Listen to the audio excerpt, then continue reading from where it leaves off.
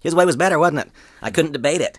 The second form of leverage, he was involved in a company that sold skincare products, and he took a lid off a product and he rubbed a little bit on his skin. And he said, you know, Randy, for all of these 50,000 people that are in my organization, and that didn't happen overnight, I could see there had been some work and some time. One of those companies that became old, like you suggested. He said, Randy, for every person who looked at my business and said yes, there were 5 who looked and said no to the business, but yes to the products. And so the second form of leverage, first, getting paid on the efforts and productivity and successes of many. Second is the leverage of consumption. He said, there are 250,000 people who today used one of those products, and every time they did it, I made a little bit of money. And again, he said, Randy, whose way's better, mine or yours? His way was better. And then last, and this was the one that drew me in. This one just, it owned me. He said, Randy, how much more money will you make tonight? This is on a Sunday evening. I was a stockbroker. The market had closed on Friday. None, of course. And then he again showed me. He said, Randy, just imagine this. If you drop a pebble in a pond, the ripples will spread to whatever the boundaries of the pond are. And he said, my company's involved in multiple nations. And you're going to hear about Agel's multiple national presence. But he said, Randy, here's my group in Japan, and here's my group in Taiwan, and here's my group in Hong Kong. And he said, you know what? Tonight while I fall asleep, those people will just be getting up and going to work, and my income will go up overnight. That absolutely mesmerized me. And so what's the third form of leverage? It's time zone leverage. And so, Eric, when you talked about leverage, that's why I'm involved in the business too. The brand new person, I just wanted to understand with clarity, what is this leverage we refer to? Yeah, and let me jump in, Randy Gage, here on this freedom you talked about. And you know who really nails this is Robert Kiyosaki. In his Rich Dad, Poor Dad series, he talks about the difference between financial security, which is what everybody talks about, and financial freedom. Financial security, like when I grew up, my mother told me, go to school, get an education, and get a job for a big company like GM or IBM, because you'll be set for life. And of course, that was the conventional wisdom. Now, of course, both of those companies have laid off hundreds of, IBM's laid off about 60,000 people. GM has laid off a couple 100,000 people. And look at all the major airlines in bankruptcy, all the pension funds that have not got funded, and all of the corporate shenanigans with Enron and WorldCom and all of those kind of things. People have started to realize there's no security in that. Your security is what you create. But what Kiyosaki really nails is, for security, what most people think of security is having a paycheck every Friday. Financial freedom is having enough money and having enough leverage so your money is being leveraged, your time is being leveraged, and your leverage is being leveraged. And you really are free, whether you work or not, what I love to call drink out of a coconut money. And that's what we get in network marketing that you just don't see in any other business. Well, and clearly the three of us are sold and have been sold on the network marketing industry. I think we've, between the three of us, earned well over $40 million in personal income from this industry. So we don't need to be sold. Once you get those checks, you get sold in a hurry. But what I would tell you is when we first took a look at Agel Enterprises, one of the big questions was, why Agel? We could have gone any place. Why Agel? So what I'd like to do for the next little bit is take people behind the scenes of our decision-making process. How did we come up with this decision to join this company at this particular period of time? And I know that for me, my criteria, I looked at 5 things, and you guys can elaborate on that. I looked at the company itself, the corporate infrastructure. I took a look at the product. Product needed to be a meaningful product.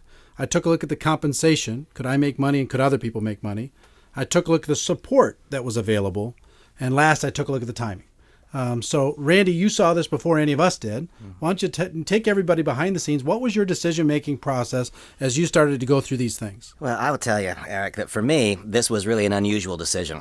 Because I have been very fortunate, I've been blessed, and I've had a lot of success in the industry. A lot of people are familiar with me. So I've had a lot of phone calls over the years with people starting new companies saying, gosh, Randy, will you be the first distributor? I've had companies asking, would I be the president of the company, and so on and so on. And I've always opted out. I have never been drawn in to a new venture. And one of the reasons that I haven't is because I've listened to audio series produced by Randy Gage, and I've listened to audio series produced by other leaders, and they've told me of situations where they got involved in brand new companies and they went broke. And you know what? I never wanted to experience that. And so every time I got the phone call, look at this new business, I always said no. But when I was introduced to this concept of Agel, and this actually happened for me back right after Thanksgiving in 2004, well before the birth of the company, I was told who some of the principals are that would be involved, and because of who those people were, I agreed to just grant the courtesy of a discussion. And then, Eric, some things really interesting happened for me. Throughout the course of my career, network marketing has been about the income message, period, with the support being a product line. And there are a couple of reasons that that's been true for me. First, I became a distributor in the industry for the first time in 1990 with a large and well-respected skincare company. Well, the fact is that I am a male, and a lot of men don't really blend well in a skincare environment. I felt a little bit like a fish out of water. And so I found that it was gender specific and I was the wrong gender. I then gravitated towards a pure income message. Then I moved on and I became the single largest earner in a company for a decade that principally had a cholesterol reduction message. I was there was no longer a gender requirement, but I wasn't old enough. I didn't have a cholesterol problem.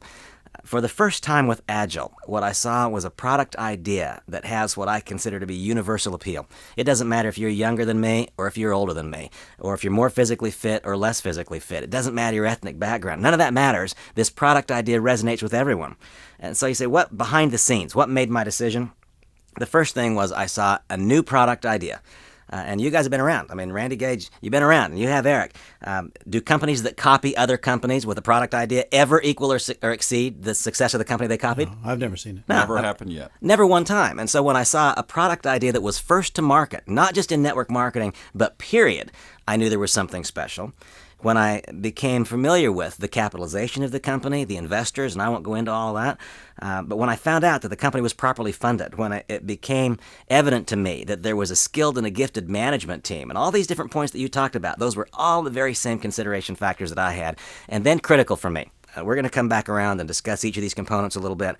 But this was the first time in my career where instead of taking my basic business building beliefs and changing them to fit a compensation plan that had already been set in stone, this was the first time when I was able to take my basic business building beliefs and mold a compensation plan with the company around those beliefs. And the result is, in my estimation, the single most important new innovation in network marketing compensation in the last 15 years. So I could go on and on, but Eric, I guess behind the scenes, what gets me here? The chance to be early in the development of a company that I think has great promise for future success, well capitalized, properly managed, innovative compensation, and the thrill of you can be first without the risks typically associated with that. And Randy, why is the risk so minimized in your view? What makes this different? Well, in my estimation, there are three primary risks that one might have when joining a new company of any kind or network marketing business. And that first risk, of course, is an early death. The company goes out of business. Well, Eric and Randy, as you gentlemen both know well, there are three primary risks that one would have in affiliating themselves with a new fledgling network marketing company or any other kind of business. And that first risk is that the company suffers an early death, that it just doesn't make it. I believed the day that I made my decision, and that day was January 14th of 2005, I believed that day that the risk of an early death was already eliminated. Why? Because of the financing partner. Ash Capital has provided a level of financing to Agel that I'm frankly unfamiliar with ever before in the launching phase of a new business. And why, by the way, did that occur? Because of the power of the product idea. Because some very, very smart minds. And who, by the way, is Ash Capital? Well, one of the managing partners of Ash Capital was also one of the original founders of WordPerfect, sold it to Novell. These people are not just wealthy, they're gifted entrepreneurs, and they understand the power of importance of something new coming to market. They saw that in Agel. And so had Agel had a poor first quarter, could the company fail? No. You can't fail if you still got money in the bank. If the company had a bad first year, or if we did, could we fail? No, you can't fail if there's money in the bank. And so I believe that first risk was over before I even got involved. What is the second risk?